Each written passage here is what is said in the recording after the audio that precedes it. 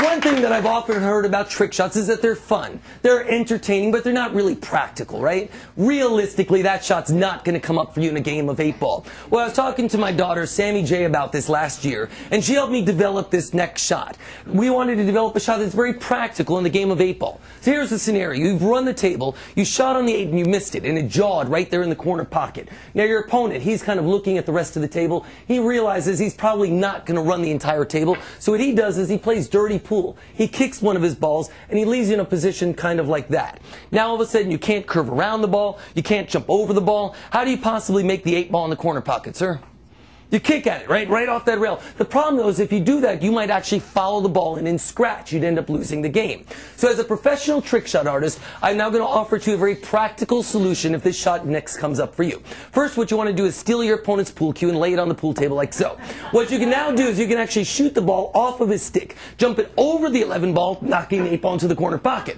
But there's a problem. That's not really practical because jumping might not be allowed. So if jumping's not allowed, go to the table next to you and steal 2 more pool cues. You're going to take the 2 more pool cues, lay them on the table right over here. What this does, it forms kind of a railroad for the ball to go up those pool cues, hit that thin piece of leather, and come back down over this way. But I know what you're thinking, sir, that's still not practical, is it? Because with any speed, that ball will jump off the table, you still end up losing the game. So if you're worried about that, what you need is 2 playing cards that are taped together. Now take the playing cards taped together, jam it into the pocket like so. Makes the shot much more practical. Now what you can do is shoot it up those pool cues, hit those playing cards, do an about turn, and come back down over this way. But I know what you're thinking, man. You're thinking, wait a second, this ball might come down ticky off the 14, scratch in the corner, you still lose the game. So if you're worried about that, what you need to do is take a piece of chalk, place it at the end of the pool cues like this. Now what the ball will do is ricochet off that piece of chalk, hit the side pocket there, and then knock the 8-ball back into the corner pocket.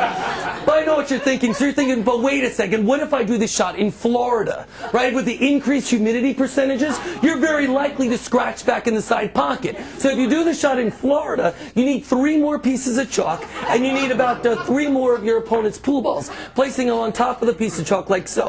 What this does is it forms kind of a Rube Goldberg-style domino shot, getting you right over to here. We have a straight shot back to the 8-ball. Now the question is, how do you make this ball reverse direction to make the 8-ball in the corner? It's really easy. All you need is 2 pool cues welded together.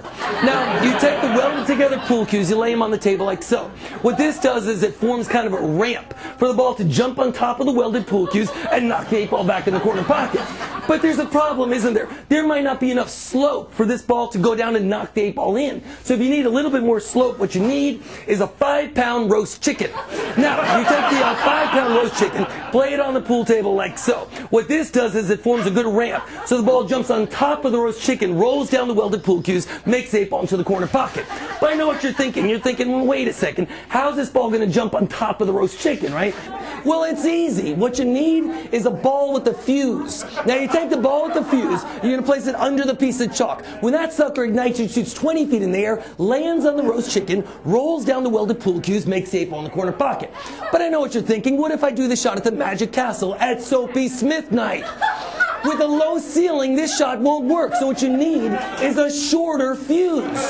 So you take the shorter fuse and place it down over here. So to recap, what you're going to do is you're going to shoot the cue ball up the pool cues, hit those playing cards, do an about turn, start the Rube Goldberg style domino shot. What it'll do is release the fuse so that this cue ball can roll off of the 5-pound roast chicken down the welded pool cues, make the 8-ball in the corner pocket. But there's one more problem, isn't there? With this much speed, that ball might follow that ball in and scratch, which was the original problem with the shot. So if you're worried about the scratch, what you need is a brown paper bag. So what you do is you take a brown paper bag and you're going to place it on top of the table like so. What this does is it acts kind of like a parachute. It reduces the speed of the ball by exactly 83%. Now the question is, with the remaining 17%, how does the ball escape the bag to knock the 8-ball in the corner? That we'll have to find out for ourselves. Now on the off chance, sir, that you're doing this shot on a Tuesday, I would recommend going down to your local Cinnabon and get one of their 2 for Tuesday cinnamon rolls. Now, this really doesn't have anything to do with the shot, but it's a really nice conciliatory gesture for your opponent once you beat him with this shot. So ladies and gentlemen, myself and Sammy J now present to you a very practical shot in the game of 8-ball. Now I can't tell you how many tournaments I've seen people lose because they did not know this shot. The next time this shot comes up for you, sir, you'll now know what to do. Here we go. 8 ball, corner pocket. Thank you. Come on now. Start the room. Come on, give it a little cheering. Come on, release that ball. There we go. 8 ball to corner pocket, ladies and gentlemen.